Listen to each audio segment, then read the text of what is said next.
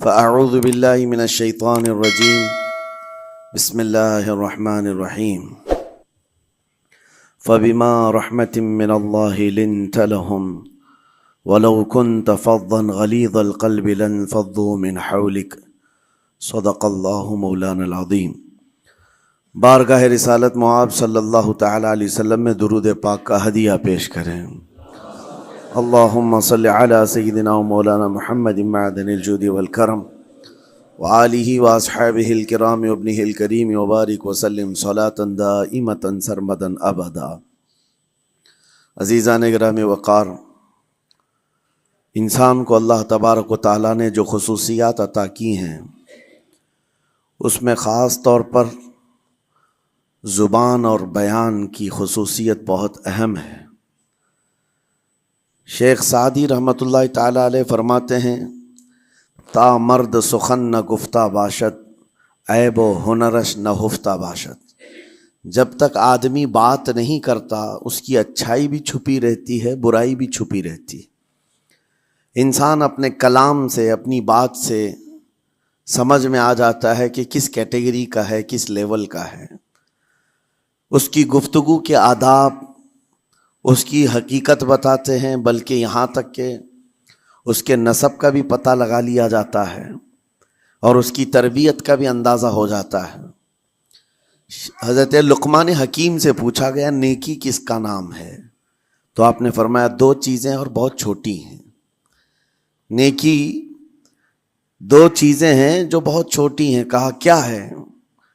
کہا کہ ملاقات میں لوگ اپنے بھائیوں سے مسکرانا اور نرم گفتگو کرنا۔ ساری نیکیوں کی جڑ ہے یہ، نرم گفتگو کرنا اور لوگوں سے خندہ پیشانی کے ساتھ مسکرا کر ملاقات کرنا۔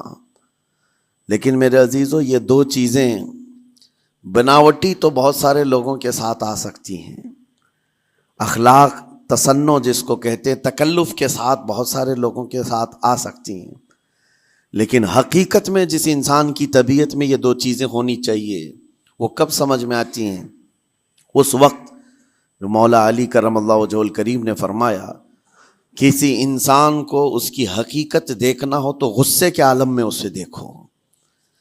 وہ اپنے آپے سے باہر ہوتا ہے یا اپنے مزاج کے خلاف کس طرح بات کو سن کر کے تحمل رکھتا ہے۔ سب سے بڑا پہلوان وہ ہے جس نے اپنے غصے کو کنٹرول کیا اور اپنی زبان پر قابو پا لیا، ورنہ یہ وہ لمحہ ہے جب انسان پھٹ پڑتا ہے، جو دل کے اندر ہے سب کہہ جاتا ہے۔ آپ کو میں بتاؤں، نبی کریم صلی اللہ تعالیٰ علیہ وسلم کے عظیم اخلاق کریمہ، بخاری شریف کی حدیث ہے، حضور مسجد نبوی میں تشریف فرما ہے۔ اس وقت مسجد نبوی، آج ہو سکتا ہے آپ کے ذہن میں جو امیج ہے مسجد نبوی کی، بہت بڑی عالی شان مسجد، لیکن وہ زمانہ نبوی میں اس طرح کی نہیں ہے۔ کچی دیواریں تھی، اوپر چھپر کے چھت پڑے ہوئے تھے اور مٹی کی زمین تھی۔ یہ مسجد نبوی کی شکل اس زمانے میں حضور اکرم صلی اللہ تعالیٰ علیہ وسلم اپنے صحابہ کے ساتھ بیٹھے ہیں۔ ایک دیہات کا رہنے والا شخص آیا۔ ایک بات یاد رکھیں کہ دیہات میں، گاؤں میں رہنے والوں کے اخلاق اور تمیز میں بڑا فرق ہوتا ہے، ان کے ہاں آداب کی کمی ہوتی ہے۔ وہ شخص آیا اور مسجد نبوی میں آ کر حضور صلی اللہ علیہ وسلم سے کچھ بات چیت کیا اور تھوڑی دیر کے بعد مسجد میں ہی کھڑے ہو کر پیشاب کرنا شروع کیا۔ بخاری شریف میں یہ حدیث موجود ہے۔ جب مسجد نبوی میں کھڑے ہو کر پیشاب کرے تو صحابہ اکرام سب دیکھ کر کے دوڑانے لگ گئے، خذوہ خذوہ، پکڑو اس کو، پکڑو اس کو، اور صحابہ دوڑاتے تھے، وہ پیشاب کرتے ہوئے بھاگتا تھا پوری مسجد میں۔ نبی پاک صلی اللہ تعالی علیہ وسلم نے فرمایا دعوہ، چھوڑ دو اس کو، کر لینے دو، پیشاب کر رہا ہے مسجد میں، چھوڑ دو اس کو۔ جب وہ صحابہ اکرام حضور کا حکم سنتے ہیں سب پیچھے ہٹ گئے۔ تھوڑی دیر کے بعد نبی کریم صلی اللہ تعالیٰ علیہ وسلم نے صحابہ سے فرمایا پانی کے ڈول بھر کر کے لائے جائیں۔ صحابہ سے ہی منگوایا، پانی کے ڈول بھر کر کے لائے گئے اور مسجد نبوی کے میدان میں فرش پر بہایا گیا اور صاف کیا گیا۔ اب وہ شخص نہایت ہی ڈرا سہما کھڑا تھا، میرے ساتھ کیا ہوگا پتہ نہیں، میں نے پیشاب کیا، اب مجھے یہ لوگ قتل کر ڈالیں۔ نبی کریم صلی اللہ تعالیٰ علیہ وسلم نے قریب بلایا اور فرمایا، نہایت نرم گفتگو کے ساتھ حضور فرماتے ہیں، یہ اللہ کا گھر ہے، یہاں پیشاب نہیں پیشانیاں رکھی جاتی ہیں۔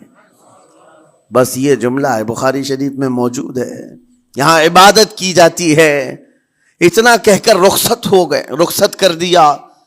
وہ دیہات سے آیا ہوا جو نوجوان تھا یا شخص تھا، باہر نکلتے ہی وہ کلمہ طیبہ پڑھ کر حضور کی غلامی میں شامل ہوا۔ میں نے وہ بلند عالی اخلاق نہیں دیکھے۔ نبی کریم صلی اللہ علیہ وسلم کے بارے میں قرآن کہتا ہے، فَبِمَا رَحْمَةٍ مِّنَ اللَّهِ لِنْتَ لَهُمْ، اللہ کی رحمت سے آپ لوگوں کے لیے نرم ہیں، اس لیے لوگ آپ کے ارد گرد لگے ہوئے رہتے ہیں۔ وَلَوْ كُنْتَ فَظًّا غَلِيظَ الْقَلْبِ لَانفَضُّوا مِنْ حَوْلِكَ، اے رسول اگر آپ سخت دل ہو جائیں تو پھر یہ سب چھٹ جائیں گے، آپ سے دور ہو جائیں گے۔ اس رسول کے لیے جب کہا گیا ہے کہ اگر آپ سخت ہو جائیں تو لوگ چھوڑ کر کے دور ہو جائیں گے، تو ہمارے اور آپ کے لیے کس قدر لہجے کی پابندی ضروری ہے۔ ہاں عزیزان گرام وقار، اپنی گفتگو، اپنے کلام، اپنی بات چیت سے آپ اپنے سلیقے بتاتے ہیں۔ گالی گلوچ کرتے ہوئے جن کی صبح شامیں ہوتی ہیں، ان کو دیکھ کر کے ہی پہچان میں آ جاتا ہے کس گھر سے یہ تعلق رکھتا ہے، کہاں ان کی تربیت ہوئی ہے، کس طرح ان کے آداب سکھائے گئے۔ اسی لیے میرے عزیزو، بچوں کو آوارہ بھی نہ چھوڑ دینا کہ وہ اپنی زبان گلی کوچوں سے سیکھ کر کے جائیں۔ کل کو ہوگا یہ کہ اس کی زبان کی وجہ سے لوگ تمہیں تان و تشنیع کریں گے، اس کا باپ ایسا ہوگا اس لیے بچہ ایسا ہے، اس کی ماں اس طرح ہوگی اس لیے اس کی گفتگو ایسی ہے۔ کیونکہ موسٹلی زیادہ طور پر بچے اپنے ماں باپ کے اخلاق کو نقل کرتے ہیں، ٹرانسفر ہوتی چلی جاتی ہیں۔ ایک بار حضور اکرم صلی اللہ تعالی علیہ وسلم مسجد نبوی سے باہر نکل کر جا رہے ہیں۔ توجہ میرے عزیزو، اخلاق کہاں دکھانے چاہیے اور ہماری بات چیت کے انداز ہمیں کہاں ہونا چاہیے، میں آپ کو بتاؤں۔ حضور تشریف لے کر جا رہے ہیں، صحابہ اکرام کھڑے تھے حضور کے اطراف۔ مدینہ طیبہ کی ایک بوڑھی خاتون جس کا ذہنی توازن کھویا ہوا ہے، یعنی وہ دماغی طور پر ڈسیبل ہے، اور وہ آئی جا رہی تھی۔ لوگ جب بھی اس کو دیکھتے راستہ کاٹ لیتے، وہ جس کو بھی پکڑتی تھی سنانا شروع کرتی تھی، جو منہ میں آئے بکنے لگ جائے، اور لوگوں کو تنگی محسوس ہونے لگتی۔ صحابہ نے دیکھا کہ یہ عورت آ رہی ہے، حضور کی طرف آ رہی ہے، سب نے حضور صلی اللہ علیہ وسلم کو گھیر لیا، اس کا راستہ روکنے کے لیے اب آئے گی۔ اور نبی کریم صلی اللہ علیہ وسلم کے پاس اگر زبان درازی کرنے لگ جائے، پاگل عورت ہے، اور بک بک کرنے لگ جائے، حضور پاک صلی اللہ علیہ وسلم کے ادب میں کہیں کمی نہ آ جائے۔ صحابہ کا یہ ہمیشہ اہتمام رہتا۔ حضور اکرم صلی اللہ علیہ وسلم نے دیکھا تو صحابہ سے کہا، ہٹ جاؤ، اس کو آنے دو، ہٹ جاؤ، اس کا راستہ چھوڑ دو۔